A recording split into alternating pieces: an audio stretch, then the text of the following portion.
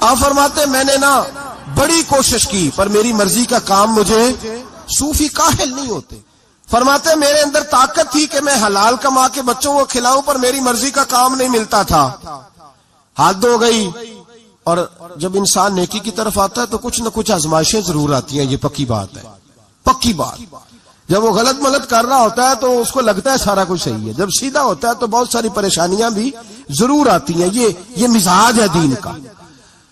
آپ فرماتے میں پریشان رہنے لگا, حالات خراب ہونے لگے, آزمائش سخت ہونے لگی, کاروبار بند ہو گیا, کام ہی کوئی نہیں ملتا تھا. میری بیوی ناراض رہنے لگی. ہلکا ہلکا تو اس نے مجھے کہنا شروع کیا, پھر جلال میں آ گئی. اور ایک دن مجھے کہنے لگی اگر آج نانا کچھ لے کے آئے تو بچے لے کے میکے چلی جاؤں گی. آپ فرماتے میں بڑا پریشان ہوا, نکل گیا فجر پڑھ کے کام کی تلاش میں. میں نے ظہر تک تلاش کیا لیکن مجھے کام نہ ملا. آپ فرماتے نہر فرات کے کنارے تپتی ہوئی ریت پہ میں بیٹھا تھا تو میرے دل میں خیال آیا بندوں کی مزدوری نہیں ملتی تو آج اللہ کی نہ کر لیں, آج اللہ کی مزدوری نہ کریں. آپ فرماتے میں نے گرم ریت سے تیمم کیا, وضو کیا وہیں فرات, اور گرم ریت پہ کپڑا بچھایا تو نفل پڑھنے شروع کر دیا. زور سے اثر تک نفل پڑھے, زور سے. چلے میں ایک دعا کرتا ہوں, آپ آمین کہنا. اللہ کرے کہ ہم مغرب کے بعد والے نفل ہی پڑھنے شروع کر دیں. نبی کریم سید عالم صلی اللہ تعالی علیہ وآلہ وسلم کے غلاموں کا حال دیکھے, عبادت کا حال دیکھے. فرماتے میں نے کہا آج اللہ کی مزدوری کرے, زور سے اثر تک نفل پڑھے گرم ریت پہ. اور جب اثر ہوئی نا تو میں نے اپنے رومال میں نا تھوڑی سی ریت باندھ لی. گھر کی دیواریں چھوٹی چھوٹی تھی. میں نے کہا بیوی نے دیکھا نا خالی ہاتھ آیا ہے تو اندر سے شور کرے گی, ہم سائے بھی سنیں گے, تو چلو جب دیکھے گی نا رومال میں کچھ ہے حوصلہ کرے گی, جب اندر جاؤں گا تو سمجھا لوں گا. آپ مسکرا رہے ہیں نا ہلکا ہلکا, اس کا مطلب ہے ان باتوں میں کافی صداقت ہے. پرانے بزرگ کر گئے تو اس کا مطلب یہ ہے کہ ان میں بہرحال کافی حد تک صداقت ہے. یہ شور ہوتے رہتے. کہتے میں نے وہ کہا کہ چلو دور سے دیکھے گی تو گھر جا کے سمجھا لوں گا. آپ فرماتے پہلے میری بیوی دروازے پہ بیٹھی رہتی تھی, بچے بیٹھے رہتے تھے, منتظر ہوتے تھے کہ کچھ لے کے آئے, گھر میں فاقہ ہوتا. آج میں گیا تو شور ہی کوئی نہیں, کوئی شے نظر نہ آئی. وہ ریت سے بھرا ہوا میرا پلو میں نے دروازے کے ساتھ رکھا, اندر چلا گیا. بیوی کو آواز دی کہاں ہو؟ کہنے لگی منہ ہاتھ دھو لو, میں روٹی لے کے آئی. ہاتھ دھو گئی, روٹی کدھر سے آئی؟ اس گھر میں تو فاقے تھے, کھانا کدھر سے آیا؟ کہتے روٹی لائی, سلاد بھی لائی, دودھ بھی لائی, اس زمانے میں جو نعمتیں تھی پھل بھی لائی, سارا آ گیا. میں نے گھور کے دیکھا, میں نے کہا کدھر سے آیا یہ سارا کچھ؟ کہاں ہے بچے؟ کہنے لگی روٹی کھا کے باہر نکل گئے ہیں. میرے دل میں خیال آیا میری بیوی کا کردار تو چاند سے زیادہ اجلا ہے, تو یہ سارا کچھ کیسے آیا؟ میں نے کہا یہ کہاں سے آیا سارا کچھ؟ تو کہتی ہے میری طرف دیکھ کے کہنے لگی پتہ نہیں آج کس کریم کی مزدوری کرنے چلے گئے تھے, پتہ نہیں کس کریم کی مزدوری پہ چلے گئے تھے. زور ہوئی ہے تو اس نے اناج کی بوریاں بھیجی ہیں, چاول بھیجے ہیں, پھل بھیجے ہیں, اتنا کچھ بھیجا ہے کہ میرے گھر میں رکھنے کو جگہ ہی کوئی نہیں. یہ کہتے کہتے اٹھی اور کہنے لگی پہلے ہی بڑا آیا تھا, اب اور کیا لائے ہو؟ آپ فرماتے میں سکتے میں تھا, اس نے جا کے میرا رومال جو کھولا, میں ریت لایا تھا, رب کریم نے ہیرے بنا دیے, وہ ہیرے بن گئے. آپ فرماتے کہنے لگی کس کریم کی مزدوری پہ گئے تھے؟ فرماتے میں اٹھا اور کچی زمین پہ سر سجدے میں رکھا. میں نے کہا مالک میں ساری زندگی دنیا راضی کرتا رہا, لوگوں کے دروازوں پہ کھڑا رہا, تعلقات بنا کر تھوڑی سی روزی کے لیے جدوجہد کرتا رہا, دھتکارا گیا, ستایا گیا. مولا میں تو تیرے دروازے پہ آج آیا ہوں, پوری دیہڑی بھی نہیں لگائی, زور سے اثر ڈیوٹی کی ہے. اللہ تیری تھوڑی مزدوری کا اتنا اجر ملتا ہے, خدایا تو اتنا نوازتا ہے. فرمایا اللہ میں محنت بھی کروں گا, کام بھی کروں گا, لیکن دنیا کی مزدوری تھوڑی کروں گا, مالک تیری عبادت زیادہ کروں گا. بھائی یاد رکھو ہم ساری زندگی لوگ قبروں میں چلے گئے, مسجد نہیں آئے. قبروں میں الہاکم التکاثر حتی زرتم المقابر, قبر میں جانے کا ٹائم آیا, لوگوں کی نمازیں پڑھ دی گئیں پر لوگوں نے نمازیں شروع نہیں کی. نمازیں پڑھ دی کریں. کہیں لے جاؤ, شادی کا موقع ہے تو وہ کراچی جانے کو تیار ہے, لیکن چند فرلانگ پہ مسجد ہے, مسجد جانے کو تیار ہے. اللہ کے ولی کی علامت ہے, وہ عبادت گزار ہوتا ہے.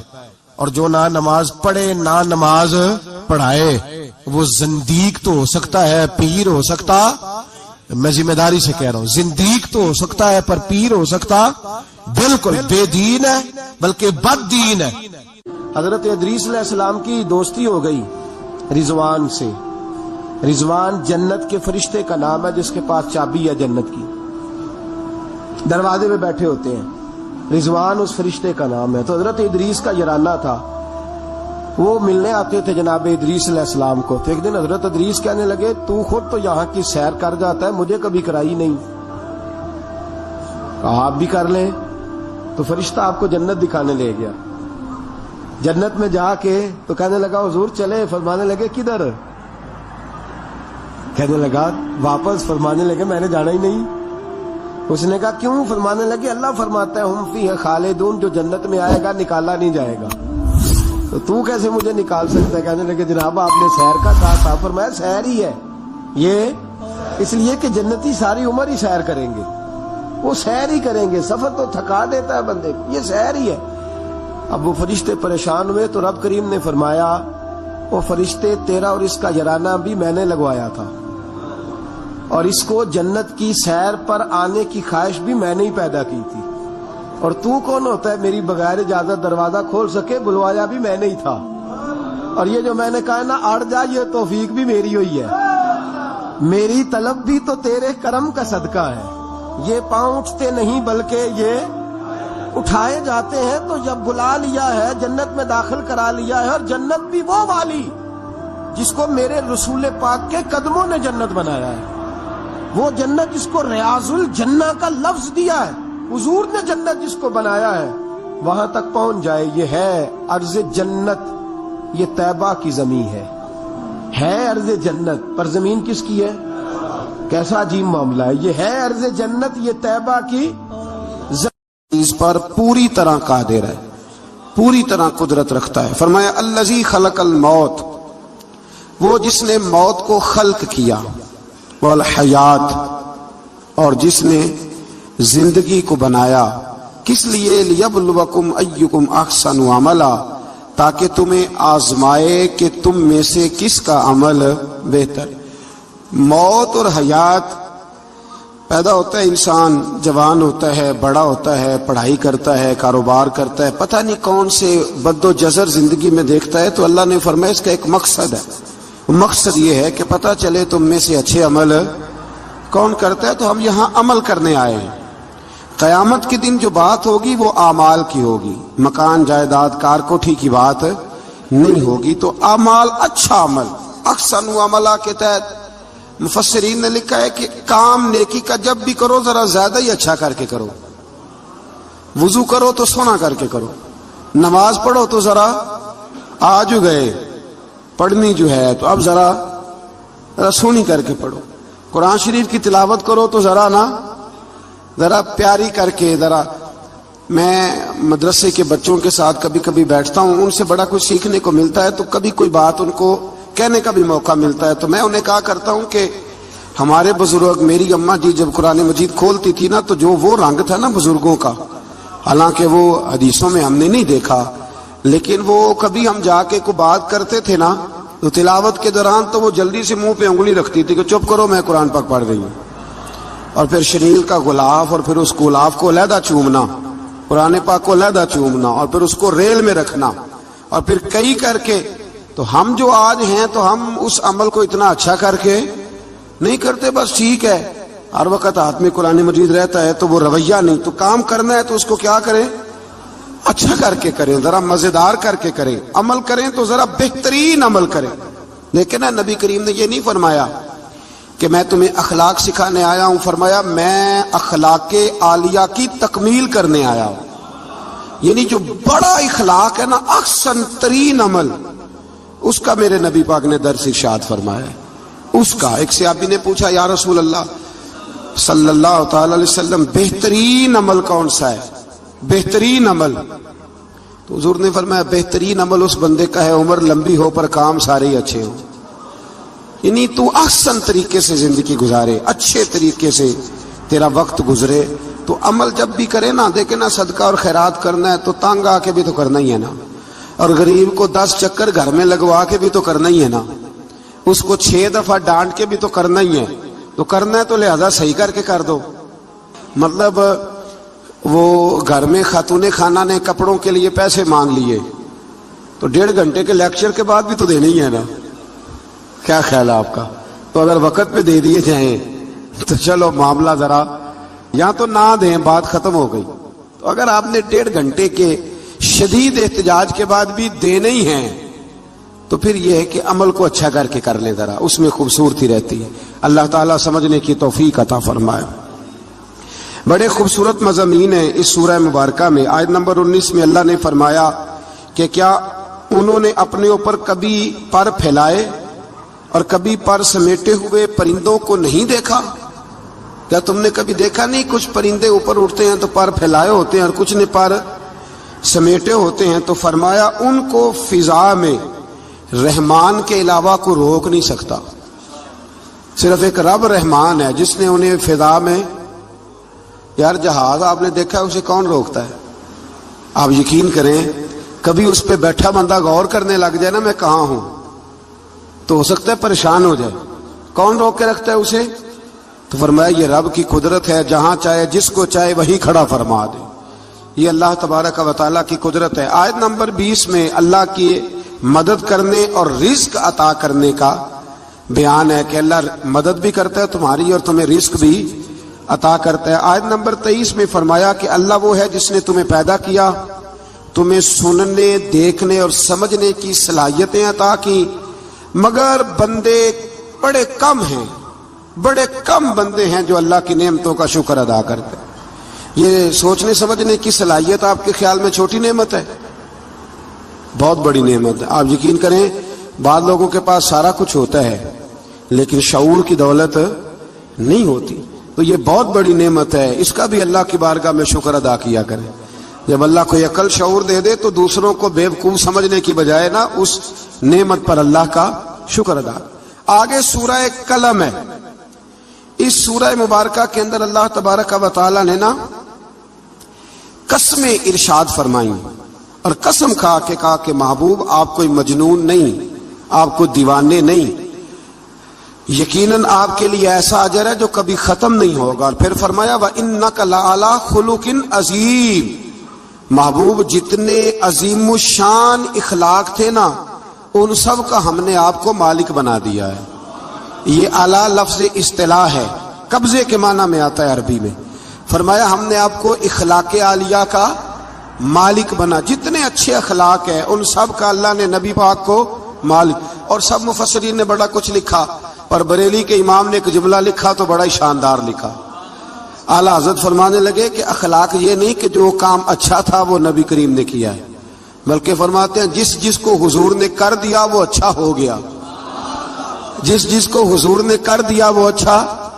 فرماتے ہیں رسول کریم کا مسکرانا بھی اچھا ہی ہے، اور کبھی دین کی مخالفوں پر ناراض ہونا بھی اچھا ہی ہے۔ نبی پاک علیہ السلام کا بدر میں تلوار اٹھانا بھی اچھا ہے، اور رسول کریم صلی اللہ تعالی علیہ وسلم کا فتح مکہ کے دن معاف کر دینا بھی، یہ سارا کچھ ہی اچھا ہے۔ بس جس کو حضور جب کرتے گئے وہ اچھا ہوتا گیا۔ اور حضرت عائشہ صدیقہ رضی اللہ تعالیٰ عنہ سے جب کسی نے پوچھا تھا کہ بتائیے نبی کریم علیہ الصلوۃ والسلام کے اخلاق عالیہ کیسے تھے، تو حضرت عائشہ صدیقہ کہنے لگی تم نے قرآن نہیں پڑھا؟ سارے اخلاق جو قرآن میں ہیں وہ سارا میرے رسول پاک کا اخلاق ہی ہے، وہ سارا میرے نبی کریم علیہ السلام کا اخلاق ہی ہے، وہ سارا اخلاق ہے رسول پاک سید عالم صلی اللہ تعالی علیہ وسلم۔ تو پھر اس سے آگے جا کے نا آیت نمبر 8 سے اللہ تبارک و تعالی نے رسول کریم صلی اللہ علیہ وسلم کو فرمایا کہ کفار چاہتے ہیں کہ دین کے معاملے میں آپ ان سے بے جا رعایت برتیں، آپ ان پر آسانی کریں، کھلی چھٹی دے دیں، اور جواب میں وہ بھی رعایت کریں گے. فرمایا ایسا نہیں ہو سکتا, حق پر کوئی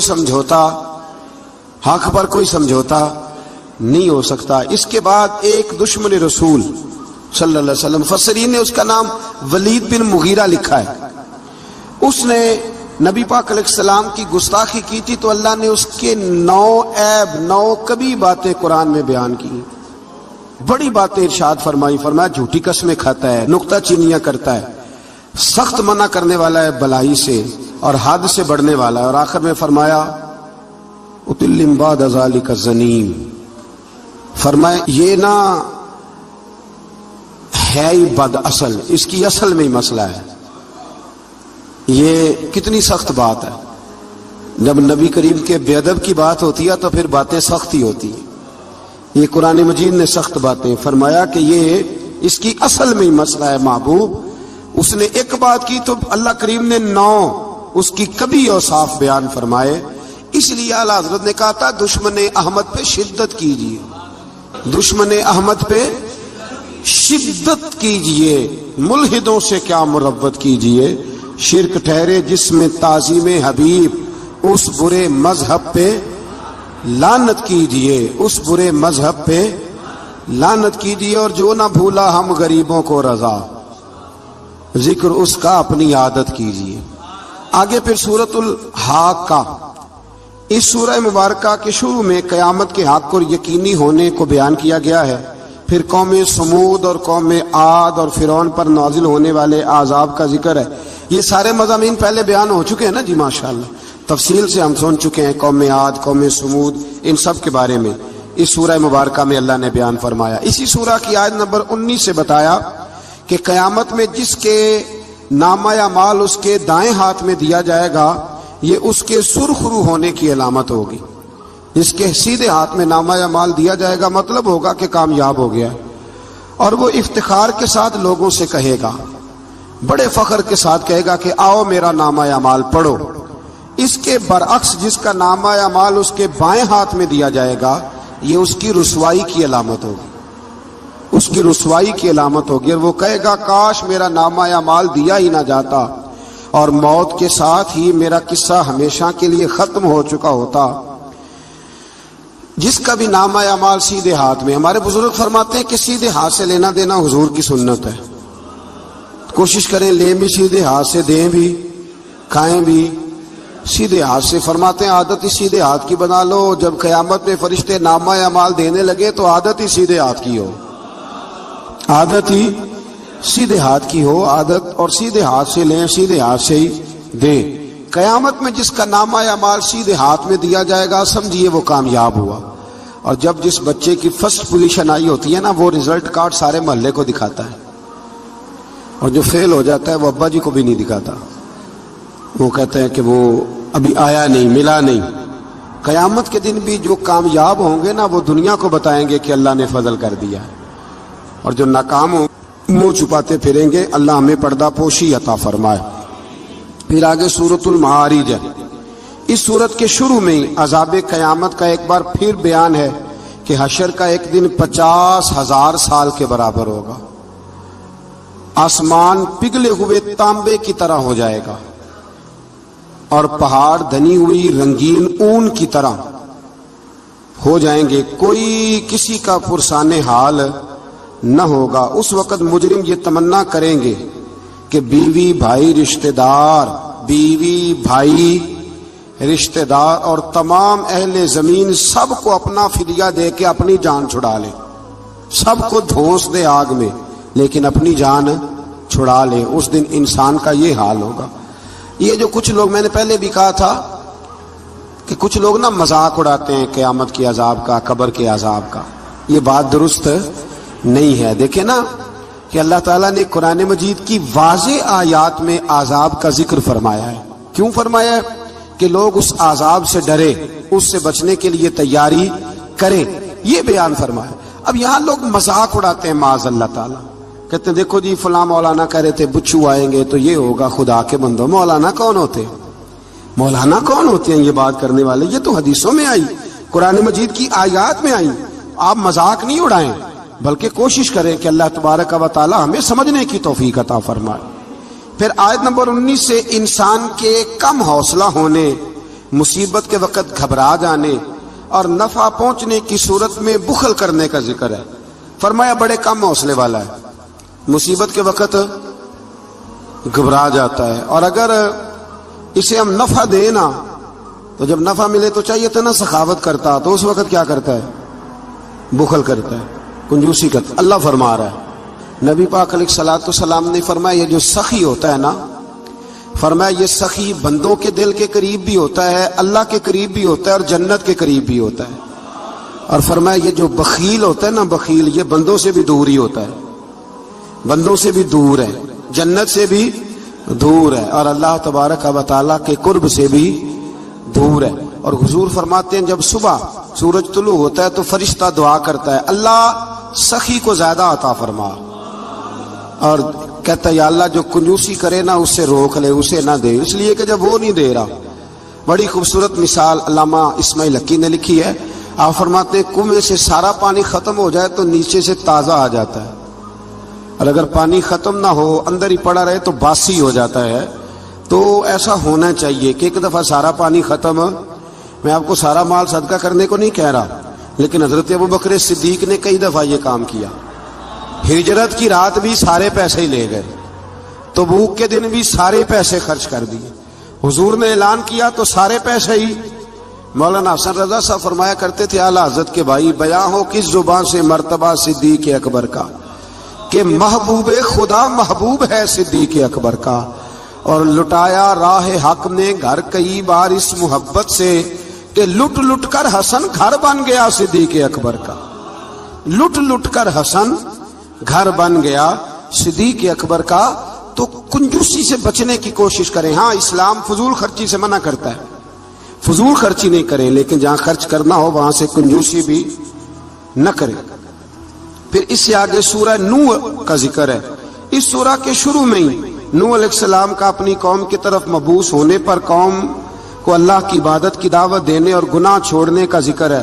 پھر حضرت نوح علیہ السلام نے جو اپنی قوم کے بارے میں اللہ سے فریاد کی کہ اللہ جو نہیں مانتے، پھر عذاب آیا، تو اس ساری بات کا اللہ نے سورہ نوح کے اندر ذکر فرمایا. پھر آگے سورۃ الجن ہے، سورہ جن. میں نے آپ کو پچھلے کچھ اسباق میں بھی بتایا تھا کہ جن نبی کریم علیہ السلام کے غلام تھے، حضور کا کلمہ پڑھتے تھے. جنات مسلمان ہوتے ہیں، بلا وجہ کسی کو تنگ نہیں کرتے. ہمارے ہاں جتنا شور ہے نا جنات کے آنے کا، اتنے آتے نہیں. اتنا کالا جادو ہوتا نہیں جتنا کہ ہم لوگوں نے سمجھ لیا ہے. قرآن مجید کی آخری 2 سورتیں پڑھیں، اللہ اپنی رحمت فرمانے والا ہے، اللہ کرم نوازی کرنے والا ہے. اس صورت میں اس امر کا بیان ہوا ہے کہ جنات جو تھے وہ عالم بالا میں خبروں کی سن گن کے لیے، خبریں تلاش کرنے کے لیے جایا کرتے تھے، مگر اب وہ وقت آ گیا ہے کہ عالم بالا میں ان کا داخلہ بند کر دیا گیا ہے. ایک وقت تھا کہ جنات خبریں سننے گننے کے لیے چلے جاتے تھے، اب ان کا داخلہ اب وہاں کی خبریں بتا سکتے. یعنی کو بابا جی اگر کہہ دینا کہ مجھے جن نے بتایا ہے کہ تیری اتنی روزی ہے، اتنی باندھ ہے، تب تو مر جائے گا، تو یہ بات اس لیے درست نہیں کہ اب جنوں کا وہاں جانا ویسے ہی بند ہو گیا. تو اب بابا جی تو آپ کو پتہ ہے نا یہ بھی کہہ دیتے ہیں اللہ ماشاءاللہ کہ وہ چیزیں پیسے مانگتی ہیں. یعنی بڑی بڑی عجیب وے کے ساتھ نا وہ چیزیں پیسے مانگتی ہیں. تو میں نے کہا مطلب چیزوں کا پیسے مانگنا تو سمجھ میں نہیں آتا، یا پھر کوئی ایسی بات بتا دی جاتی ہے کہ جس سے وہ پیسے دینے والا ماحول بن جاتا ہے. تو فرمایا اب ان کا وہاں جانا بند ہے، اور جو بھی جاتا ہے محافظ ان کا راستہ روک لیتے اور آگ کے گولے ان پر برسائے جاتے ہیں اگر آسمانوں پر جانے کے جن کوشش کریں.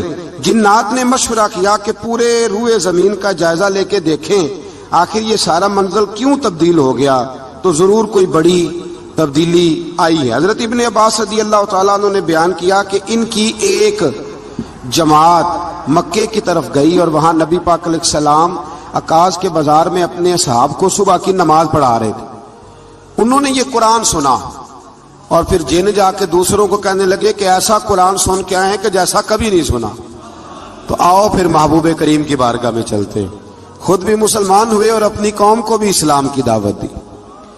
اس کی آیت نمبر 26 میں اللہ تبارک و تعالیٰ نے فرمایا، یہ سورہ جن جو ہے نا اس کی آیت نمبر 26 اللہ کریم نے ارشاد فرمایا عالم الغیب فلا یظہر علی غیبہ احدا، فرمایا غیب کا جاننے والا اپنے غیب پر کسی کو مطلع نہیں کرتا، غیب کا جاننے والا آگاہ نہیں کرتا اپنے غیب پر کسی کو بھی۔ آگے فرمایا الا من ارتضی من رسول، لیکن اپنے رسولوں میں سے جس کو پسند کرتا ہے اس کام کے لیے چن لیتا ہے۔ کسی عام بندے کو غیب پر مطلع، یہ آیت نمبر 26 میں نے کتنی دفعہ یاد کرائی آپ کو؟ تو بھئی عقائد جو ہوتے ہیں وہ جب سے ہم قرآن مجید پڑھ رہے ہیں جگہ جگہ عقائد آئے ہیں اہل سنت کے، جگہ جگہ آئے، تو آپ سمجھے نا کہ یہ عقیدہ جو ہوتا ہے یہ شعر سے ثابت نہیں ہوتا، یہ قرآن حدیث سے ثابت ہوتا ہے۔ شعر تو ایک ذوق کا نام ہے، تو فرمایا عام آدمی کو اللہ غیب پر اطلاع نہیں دیتا، پر اپنے رسولوں میں سے جس کو چاہتا ہے اس کام کے لیے چن لیتا ہے۔ تو بتائیے نبی پاک سے بڑھ کے بھی اللہ کسی کو چاہتا ہے؟ حضور نے فرمایا خبردار ہو جاؤ، اس نے مجھے اپنا محبوب بنایا ہے۔ الا وانا حبیب اللہ، خبردار میں اللہ کا حبیب بن کے آیا ہوں۔ تو علم غیب اللہ نے اپنے رسول کو دیا، اور اس کی برکت سے نبی کریم علیہ السلام نے دین کا بہت سارا کام کیا۔ حبیب کریم علیہ السلام نے بہت ساری باتیں، اور بہت سارے ایسے لوگ ہیں جو صرف حضور کا غیب دیکھ کے ایمان لائے، یعنی ایمان ہی غیب دیکھ کے لائے۔ خود حضرت عباس نبی کریم کے چچا، وہ جب بدر کے لیے آنے لگے نا، وہ آنا اس وقت بھی نہیں چاہ رہے تھے، پر قبیلے اور برادری نے مجبور کر کے انہیں ساتھ تیار کیا۔ وہ آئے نا تو جو گھر میں سونا پڑا تھا نا وہ ایک جگہ پہ چھوڑ آئے۔ اپنی بیوی کو کہنے لگے کہ میں آ گیا تو نکال لوں گا، اور اگر میں قتل کر دیا گیا تو تو نا نکال کے بچوں پہ خرچ کر دینا۔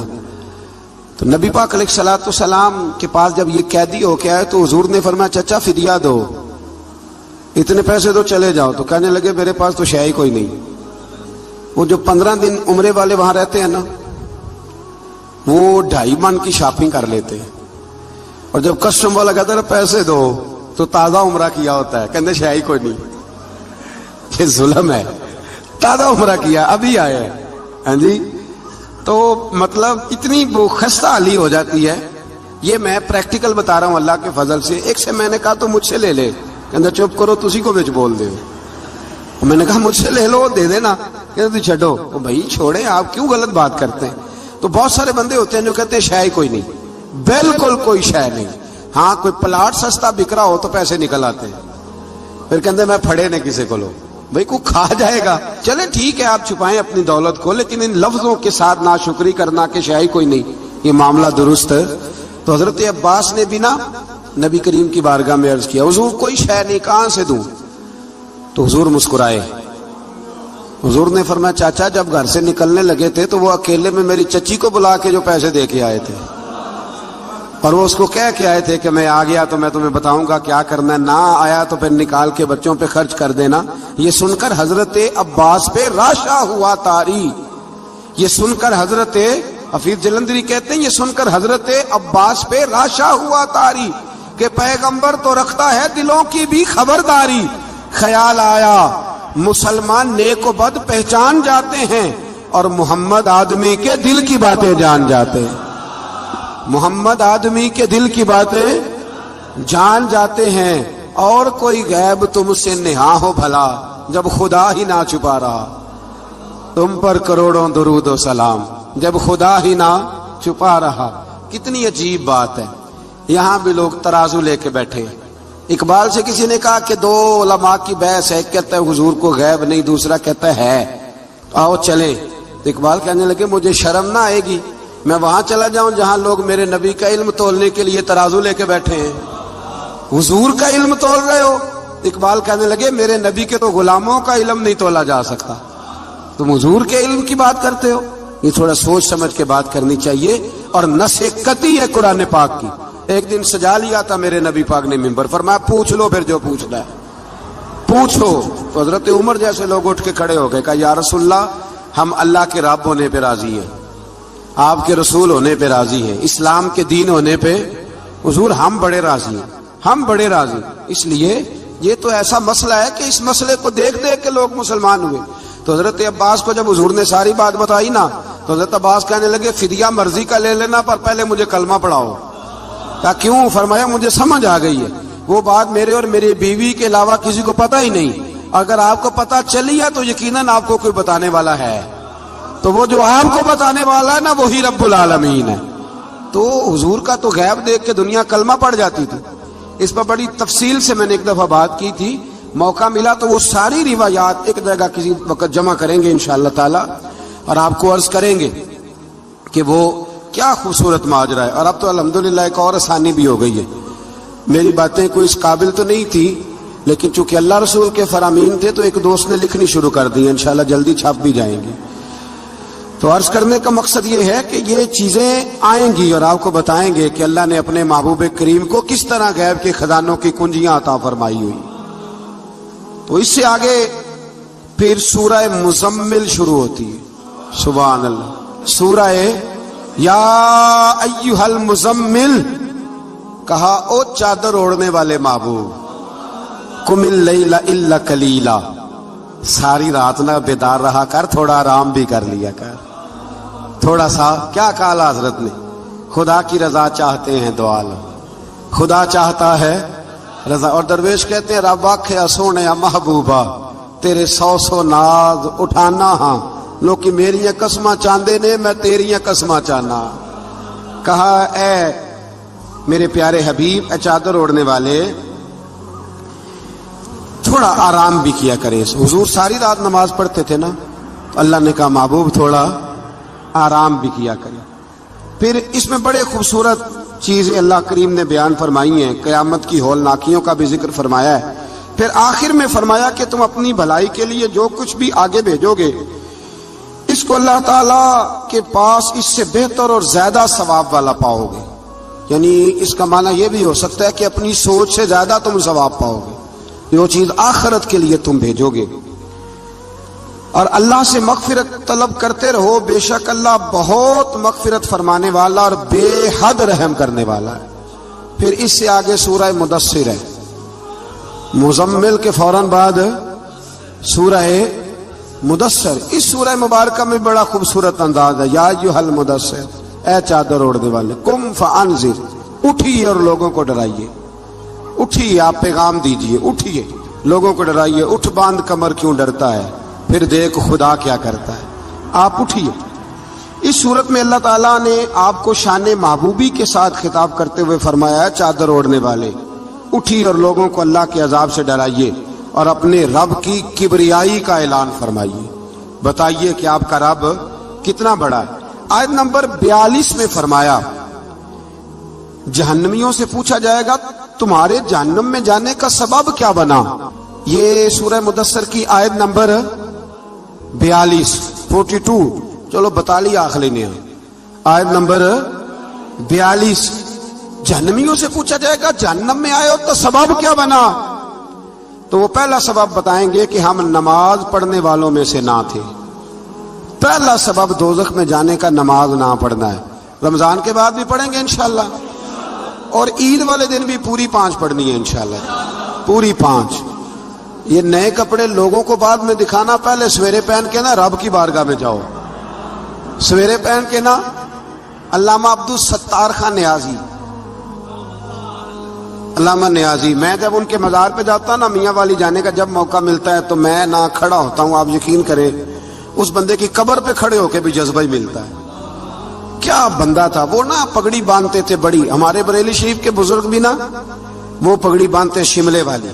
چلے آج بات آ گیا تو اس کی بھی میں حکمت بتا دوں، وہاں نا سکھ بھی پگڑی باندھتے ہیں، تو کپڑا بھی اکثر ایک جیسا ہی ان کے لیے آتا، تو مسلمان بھی خرید لیتے تھے، تو وہ سکھ جو ہوتا ہے نا وہ شملہ نہیں نکالتا، تو اس سے فرق کرنے کے لیے وہاں کے مشائخ نے نا شملہ نکالنا شروع کیا۔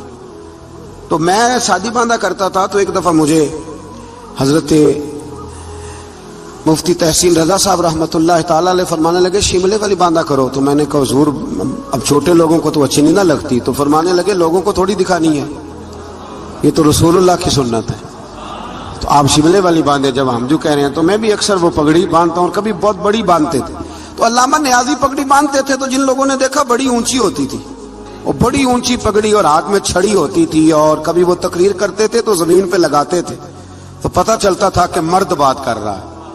اور علامہ اقبال کے ڈائریکٹ شاگرد تھے علامہ عبدالستار نیازی، شاگرد.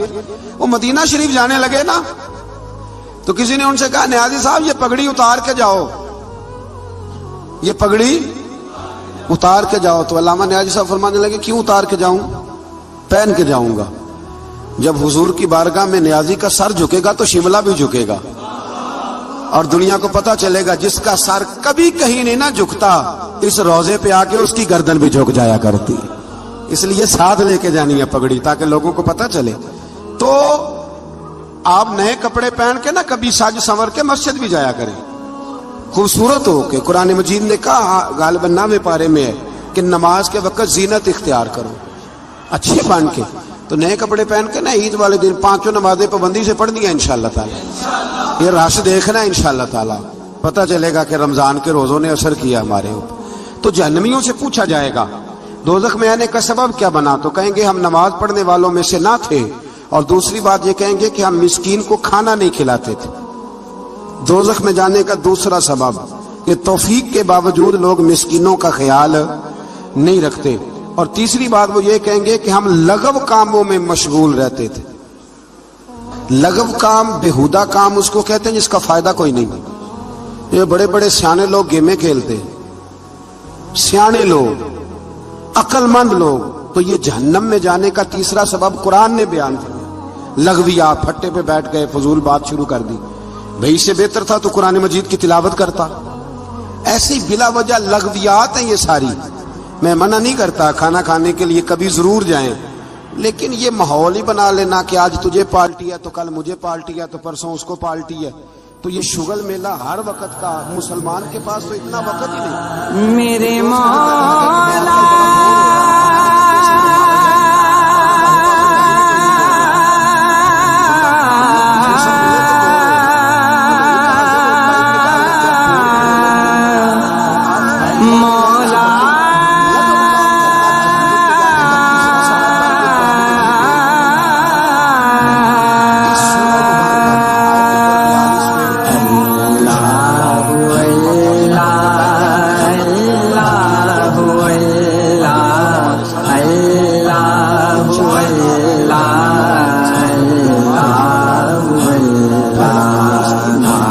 تیرا دیندائے دل نو تسلا، بے مقصد کام کرنا. اور چوتھے نمبر پہ کہیں گے کہ ہم قیامت کے دن کو، آج بھی کچھ لوگ کہہ دیتے ہیں کہ مریں گے تو دیکھی جائے گی. مثلا کیا دیکھ لیں گے آپ؟ اتنی بڑی جرت، اتنی بڑی. اللہ تعالی ہمیں سمجھنے کی توفیق عطا فرمائے. سورۃ القیامہ شروع ہو جاتی ہے جی اس سے آگے. اس سورہ مبارکہ کے اندر اللہ تبارک و تعالی نے ان لوگوں کے بارے میں جو آخرت کے منکر ہیں، اللہ تعالیٰ نے قسم ذکر فرما کے ارشاد فرمایا، کیا انسان نے یہ گمان کر رکھا ہے کہ ہم مرنے کے بعد اس کی ہڈیوں کو جمع نہیں کریں گے؟ کیوں نہیں؟ ہم اس بات پر قادر ہیں کہ ان کی انگلیوں کے پورے جیسے پہلے تھے ویسے ہی بنا دیں گے. یعنی انگلیاں تک تمہاری جمع کر لی جائیں گی، انگلیاں تک. قیامت کے دن تمہیں کسی کی قبر کھلی تو اس کو دیکھا کہ ہڈیوں کا پنجر بن گیا، لیکن اللہ اسے بھی قیامت میں جمع فرمائے گا دوبارہ سے. اور وہ مثال میں تیسرے چوتھے پارے میں دے چکا ہوں، جب حضرت ابراہیم علیہ السلام نے جانوروں کا، پرندوں کا قیمہ کر کے رکھا تھا اور کہا پکاریے، تو وہ سارے اپنے پروں پر دوڑتے ہوئے حاضر ہو گئے تھے. آگے سورہ دہر شروع ہوتی ہے. سورہ دہر یہ 29واں پارہ ہے، اور اس میں صورتیں اگرچہ چھوٹی چھوٹی ہیں پر کیا بات ہے سب صورتوں کی. ہر سورہ مبارکہ بڑی اپنے اندر امتیازی شان رکھتی ہے. سورہ دہر میں فرمایا حل اتا علی الانسان حین من الدہر لم یکن شیئا مذکورا. فرمایا بے شک گزرا ہے انسان پر زمانہ ایک ایسا کہ جب وہ کوئی قابل ذکر چیز نہیں تھا. ایک وقت تھا کہ جب کوئی اس کا ذکر تھا کہ نہیں، وہ وقت بھی جب نہ نام تھا نہ ولدیت تھی. پھر دنیا میں آ کے لوگ سمجھتے ہیں کہ میں اٹھتا ہوں تو زمانہ اٹھتا ہے، میں بیٹھتا ہوں تو زمانہ میری وجہ سے نظام چلتا ہے. تو اللہ فرماتا ہے حین من الدہر لم یکن شیئا مذکورا، تیرا تو ذکر ہی کوئی نہیں تھا، تو جانتا ہی کوئی نہیں تھا، یہ تو رب نے تجھے پیدا کیا ہے. اب تو سمجھتا ہے کہ میں کوئی چیز ہوں. بڑے بڑے لوگوں کی قبروں پہ جاؤ, کوئی پوچھنے والا نہیں, کوئی نہیں. وہ جو کہہ دیتے تھے تو قانون بنتا تھا, قانون جن کے سائن کرنے سے لوگ پھانسی سے بچ بھی جاتے تھے اور پھانسی لگ بھی جاتے تھے. آج ان کا جاننے پہچاننے والا کوئی نہیں. تو انسان نا بھول جاتا ہے, بھول جاتا ہے. ایک دور وہ بھی ہوتا ہے, ایک دور وہ بھی ہوتا ہے جب بس میں بیٹھنے کو جگہ کوئی نہیں دیتا, اور ایک دور وہ بھی ہوتا ہے کہ درجنوں کاریں لے کے لوگ گلیوں میں کھڑے ہوتے ہیں. انسان کو سارے وقت یاد رکھنے چاہیے, اسے بھولنا.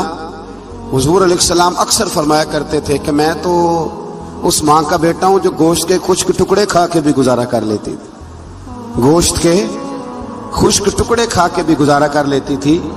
اور حضرت عمر فاروق کی زبان پر یہ جملہ ساری عمر رہا کہ میں اونٹ چرانے والے کا بیٹا ہوں, یعنی ساری زندگی رہا. لوگ بھول جاتے, بھول جاتے. محمود غزنوی نے ایاز کو بڑا نوازا. لوگوں نے شکایت کی کہ ایاز تو آپ سے تحفے لے لے کے تو جنگل میں جمع کر رہا ہے دولت. محمود کہنے لگے تمہیں کیسے پتا؟ کہنے لگے عصر کے بعد کہاں جاتا ہے روز, پتا ہے؟ لگا نہیں. تو کہا پھر آپ کو آج تک یہ نہیں پتا کہ عصر؟ محمود کہنے لگے واقعی یار اس نے کبھی بتایا نہیں عصر کے بعد کہاں ہوتا ہے. عصر کی نماز پڑھ کے محمود ایاز کے پیچھے پیچھے گئے تو جنگل میں جا کے نا ایک جھونپڑی اندر سے کنڈی لگا لی, سپاہی ساتھ تھے. محمود نے غصے سے دروازہ بجایا, کھٹکھٹایا, اور ایاز نے جھٹ سے دروازہ کھولا. محمود دھکا دے کے اندر گئے تو دیکھا تو ایک پھٹی ہوئی چٹائی, ایک پرانا کرتا, ٹوٹے ہوئے جوتے, ایک پگڑی اور تھوڑا سا نا سامان ہلکا پھلکا بکھرا پڑا ہے. یہ کیا ہے؟ کیوں آتے ہو یہاں؟ بتایا کیوں نہیں؟ تو ایاز کہنے لگے بادشاہ میں یہاں نا روزانہ اپنی اوقات یاد کرنے آتا. کیا مطلب؟ کہنے لگے جب میں تیرے پاس آیا تھا تو یہ والا میں نے پہنا ہوا تھا لباس, یہ میرے گھر کی کل مالیت تھی. تو بادشاہ ہے, آج اگر تو ناراض ہو جائے تو کون پوچھ سکتا ہے. میں روز آ کے اپنی اوقات یاد کرتا ہوں کہ دوبارہ اگر یہاں آنا پڑے تو مجھے مشکل نہ ہو. ملا رومی سے کسی نے کہا تھا خشیت کیا ہوتی ہے؟ تو آپ فرمانے لگے ایک مانگنے والی سے ایک بادشاہ نے نکاح کر لیا تھا. مانگتی تھی, بادشاہ کو پسند آ گئی, شادی ہو گئی, تو سارا دن روتی تھی, سارا دن روتی تھی. تو اس کی کنیزیں اس سے کہنے لگی کہ بس بھی کر, اللہ کا شکر بھی ادا کر, اتنا تجھے اللہ نے نواز, تو روتی رہتی ہے. تو کہنے لگی اس لیے نہیں روتی اس لیے ہوں کہ میں اس قابل نہیں تھی, اور ڈرتی اس بات سے ہوں کہ کہیں میرا سائیں ناراض نہ ہو جائے. میں تے گلیاں دا روڑا کوڑا, میں گلیاں دا روڑا کوڑا, تے مینوں محل چڑھایا. ایک میرا سنگی نا بڑا مہنگا سویٹر لے آیا میرے لیے, کچھ زیادہ ہی مہنگا تھا وہ. میں نے اسے کہا یار یہ رکھ لے تو. کہنے لگے ہم لے آئے تو بس قبول کریں. تو میں نے کہا میری اماں نا کروشیے سے میرے لیے سویٹر بناتی تھی, کروشیے کی ٹوپی. پتہ نہیں کروشیے کا بھی نئی نسل کو پتا ہو کہ نہ ہو, تو وہ اماں جی نے بنا کے دیا. تو پھر اس کے بعد میرے چھوٹے بھائی نے بھی پہنا, پھر میرا ایک بھانجا لے گیا چھوٹا, اس نے بھی پہنا. تو وہ اتنا مزیدار ہوتا تھا, اتنا شاندار ہوتا تھا کہ جو دھاگے اس میں لگے ہوئے تھے وہ دوبارہ کسی اور جگہ نظر, وہ کہیں اور میسر. تو اپنی اصل جو ہوتی ہے اس کا خیال رکھیں, اس کا دھیان کریں, اس پر توجہ کریں, اس پر ضرور غور کریں. یہ بڑی اہم بات. میں وہ سنی ہوں جمیلے قادری مرنے کے بعد, میں وہ سنی ہوں جمیلے قادری مرنے کے بعد, میں وہ سنی ہوں جمیلے قادری مرنے کے بعد. میرا لاشا بھی کہے گا, میرا لاشا بھی کہے گا صلاۃ و سلام. میں شہنشاہ مدینہ صلاۃ و سلام. میں وہ سنی ہوں جمیلے قادری مرنے کے بعد, میں وہ سنی ہوں جمیلے قادری مرنے کے بعد, میں وہ سنی ہوں جمیلے قادری مرنے کے بعد. میرا لاشا بھی کہے